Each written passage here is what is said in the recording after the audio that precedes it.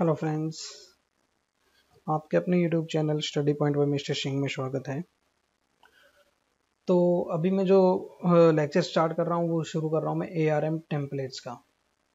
ठीक है, उससे मैं आपको तीन चार लेक्चर होंगे जिसमें हम क्रिएट करेंगे वर्चुअल नेटवर्क कैसे क्रिएट करते हैं, स्टोरेज अकाउंट कैसे क्रिएट करते हैं, वेरिएबल्स क्या क्या होते हैं इसमें, हमारे वर्चुअल मशीन कैसे क्रिएट करते हैं।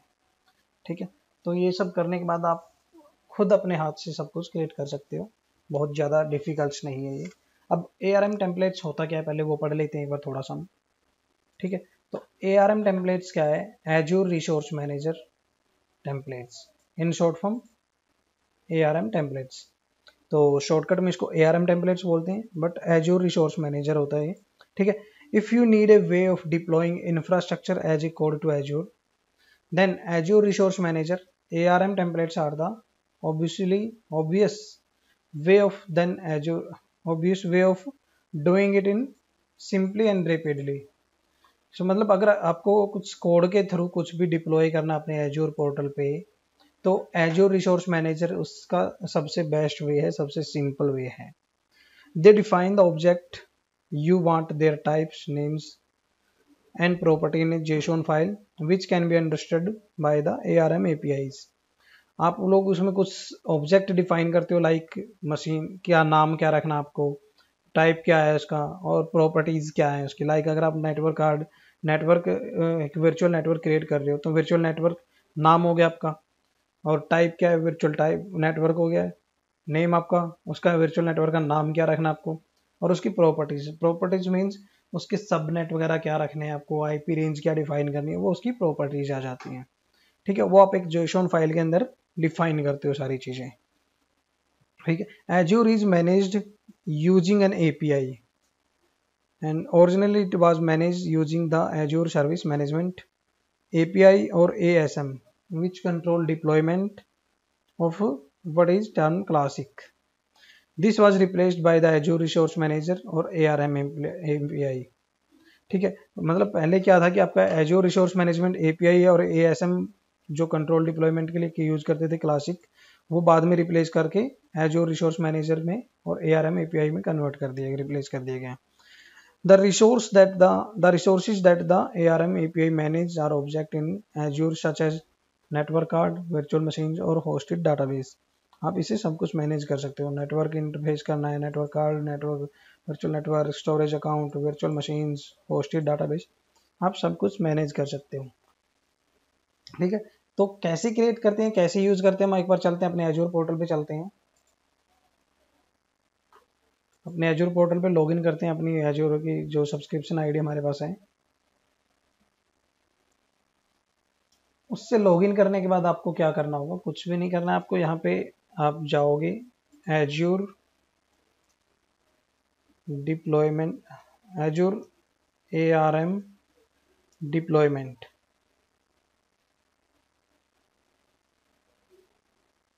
यहाँ पे एक काम करता हूँ मैं, ARM टेम्पलेट डिप्लॉयमेंट,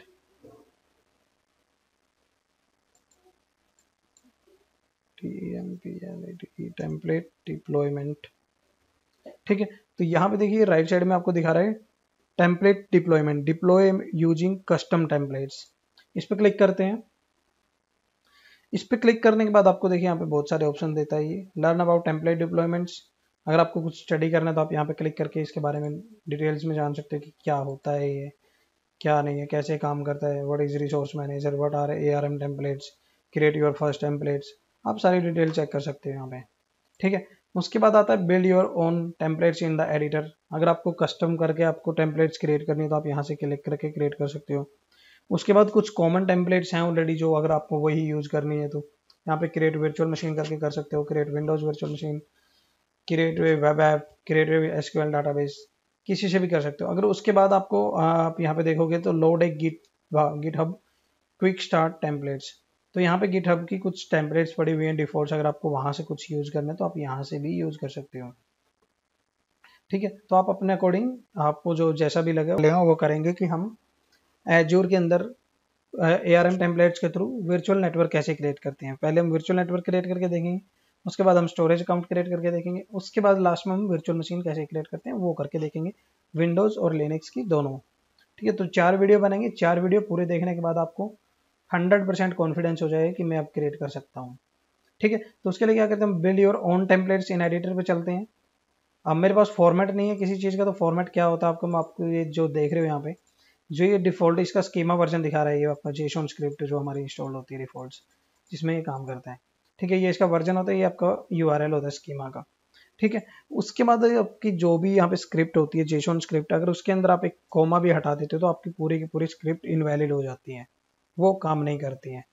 ठीक है, तो आपको क्या करना होगा, यहाँ पे कुछ नहीं करना है, आपको ध्यान रखना है थोड़ा सा बस। अब आपके पास डिटेल्स नहीं है कि मैं कैसे क्रिएट करूँ, मुझे तो फॉर्मेट ही नहीं है मेरे पास, तो फॉर्मेट के लिए आपको क्या करना होगा, आप ऐड रिसोर्स पे क्लिक करेंगे। यहाँ से आप सेलेक्ट करेंगे रिसोर्स टाइप कि किस क्या बनाना है आपको। जैसे हम अभी नेटवर्क की प्रैक्टिस करेंगे, वर्चुअल नेटवर्क कैसे क्रिएट करते हैं, तो मैं वर्चुअल नेटवर्क बनाता हूँ यहाँ पे, और यहाँ पे डालता हूँ टेस्ट 001 और ओके करता हूँ। तो ये करने के बाद मुझे ये यहाँ पे स्क्रिप्ट दिखा देगा इसकी। ठीक है, तो मैं क्या करता हूँ, इसको कॉपी कर लेता हूँ। ठीक है, और इसको मैं बंद कर देता हूँ। ठीक है, अब एक बार अब मैं आपको दिखाता हूँ, अभी हमारे पास कोई वर्चुअल नेटवर्क नहीं बना हुआ है। वर्चुअल नेटवर्क पे जाते हैं हम।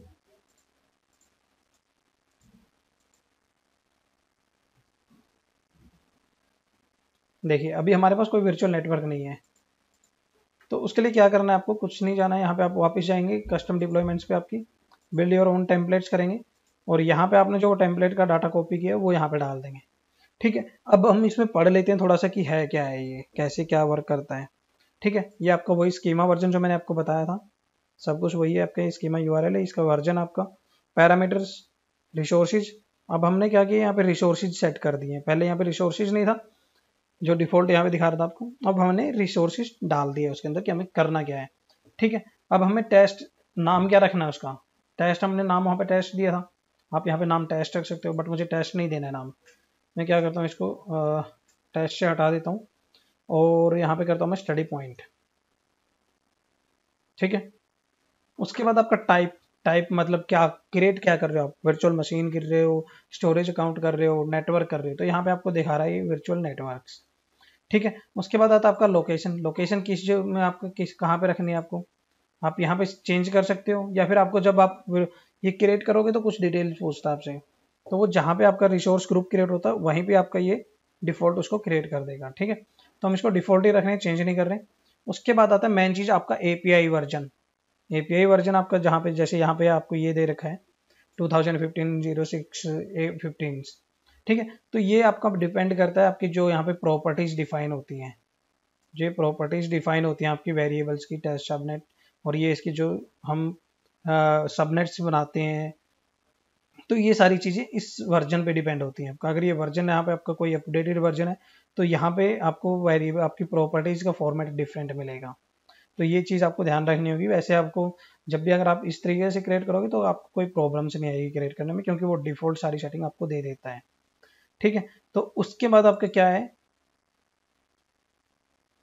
Depends on tags and display name क्या रखना आपको। डिस्प्ले नेम हमारा क्या है, हमने क्या डाला, नेटवर्क नाम क्या डाला हमने, स्टडी पॉइंट, तो हम डिस्प्ले नेम भी यही रखेंगे। ठीक है, तो मैं इसको चेंज कर देता हूँ। अब आपको जहाँ जहाँ पे भी टेस्ट 001 आएगा वहाँ पे आपको चेंज करके स्टडी पॉइंट 1 करना होगा। तो मैं इसको स्टडी पॉइंट पर फिक्स कर देता हूँ। ठीक है, उसके बाद सबनेट, सबनेट में आपको सबनेट का नाम पूछता है, सबनेट 001 टेस्ट को इसको रिनेम कर देता हूँ सब जगह पे। ठीक है, स्टडी पॉइंट डाल देता हूँ, क्योंकि हम अपना अलग दूसरा बना रहे हैं, वो नहीं बना रहे जो हमने वहाँ पे बनाने के लिए कॉपी किया था, जब हम एक ऐड रिसोर्स करके हमारी टेम्पलेट्स का फॉर्मेट ले रहे थे हम। ठीक है, तो मैंने ये सब जगह पे यहाँ पे क्या किया, स्टडी पॉइंट कर दिया है। ठीक है, उसके बाद आ जाता है आपका ये प्रॉपर्टीज के ऊपर। मेन चीज़ होती है आपकी प्रॉपर्टीज, सबनेट हमने डाल दिया, एड्रेस प्रीफिक्स डाल दिया हमने। प्रॉपर्टीज, प्रॉपर्टीज में आपके आ जाती है कि वेरिएबल का नाम क्या है, आपका वेरिएबल्स क्या क्या है, कि आपका सबनेट क्या है, subnet prefix, study point prefix आपको मैंने ये सबनेट रखा है, इस रेंज के आईपी रहेंगे।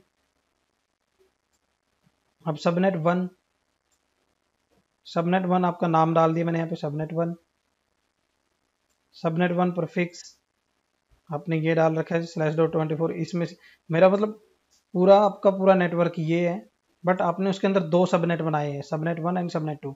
सबनेट 1 को आपने ये रेंज डिफाइन किया, सबनेट 2 को आपने ये रेंज डिफाइन किया। अगर आप सेकंड वाला सबनेट नहीं क्रिएट करना चाहते तो आप इसको हटा सकते हो यहाँ से, बट हम एक बार क्रिएट करके देखते हैं इसके साथ ही। ठीक है, अब ये हो गया आपका। इसके बाद आपको क्या करना होगा, कुछ नहीं करना है आपको, ये आपको पता चल गया। अगर आपको इन फ्यूचर में आपको क्रिएट भी करना है, सेम चीज से क्रिएट करना है, सेम सबनेट क्रिएट करना है, तो आप इस टेम्पलेट्स को डाउनलोड भी कर सकते हो यहाँ से। ठीक है, अगर आपके पास ऑलरेडी कोई टेम्पलेट्स है और तो आप उसको यहाँ से लोड भी कर सकते हो। ठीक है, तो हम क्या करते हैं, इसको सेव करते हैं। सेव करने के बाद आपसे पूछता है आपका यहाँ पे भी देखिए आपको कस्टमाइज टेम्पलेट्स, यहाँ पे 1 रिसोर्स दिखा रहा है। ठीक है, जब हम वर्चुअल मशीन क्रिएट करते हैं तो वर्चुअल मशीन में आपको पता है कि वेरिएबल्स काफ़ी सारे यूज होते हैं, लाइक वर्चुअल नेटवर्क क्रिएट करता है, इंटरफेस कार्ड क्रिएट करता है, पब्लिक आईपी क्रिएट करता है वो। तो वहाँ पे आपके रिसोर्सेज, यहाँ पे कस्टमाइज रिसोर्स देखोगे तो आपको चेंजेस मिलेंगे, मतलब 4 to 5 के आसपास कुछ मिलते हैं, क्योंकि वो 3-4 चीज़ें और क्रिएट करता है वर्चुअल मशीन के साथ। ठीक है, इसके बाद आपका क्या आता है, रिसोर्स ग्रुप। किस रिसोर्स ग्रुप में आपको डालना है इसको, अगर आपका ऑलरेडी कोई बना हुआ है तो आप वो डाल सकते हो, नहीं तो आप एक नया क्रिएट करके उसके अंदर डाल सकते हैं यहाँ पे। तो मैं यहाँ पे क्या करता हूँ, ARM नेटवर्क, इसको मैं ओके कर देता हूँ। लोकेशन हमारी हमने वहाँ पे डिफाइन कर देते तो वहाँ पे भी हो सकता था, बट हमें बाद में ये पूछता है ये चीज़ें, तो इसलिए मैंने वहाँ पे डिफाइन नहीं की, यहाँ से ही आपको मैंडेटरी ऑप्शन दे देता है ये। तो मैं यहाँ पे ईस्ट यूएस सेलेक्ट कर रहा हूँ, और क्या करते हैं उसके बाद यहाँ पे एग्रीमेंट को एक्सेप्ट करते हैं और परचेज कर लेते हैं। और परचेज पे क्लिक करने के बाद ये थोड़ी सी देर के अंदर ही आप यहाँ पे जब देखोगे तो डिप्लॉयमेंट में आपका डिप्लॉय हो जाएगा। ये यहाँ पे देखिए डिप्लॉयमेंट इन प्रोग्रेस दिखा रहा है आपको।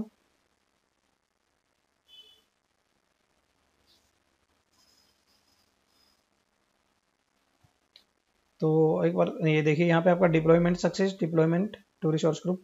अगर आपको रिसोर्स टू रिसोर्स ग्रुप में जाना, आपको यहाँ से जाके आप अपने ARM नेटवर्क पे आ जाते हो।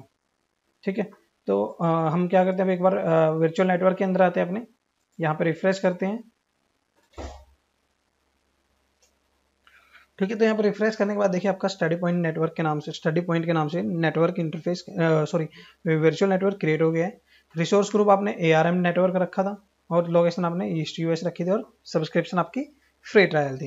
अगर हम इस पर क्लिक करते हैं तो क्लिक करने के बाद आपको देखिए यहाँ पे आपका लोकेशन दिखाता है ARM नेटवर्क्स, और एड्रेस स्पेस बार दिखाता है आपको। मैं एड्रेस स्पेस बार एक बार आप क्या करता हूँ, मैं आपने जो हमने स्क्रिप्ट बनाई हुई थी वहाँ पे मैं उसको कर लेता हूँ। 1 मिनट रुको, शायद अभी आपको ये दिखाएगा नहीं ये, बट ये हमने क्या लिया था, हमारा पूरा नेटवर्क ये था। इसके अंदर हमने क्या की थी, 2 सबनेट क्रिएट किए थे डिफरेंट, सबनेट 1 एंड सबनेट 2, और उनको दोनों को हमने डिफरेंट रेंज डिफाइन की थी।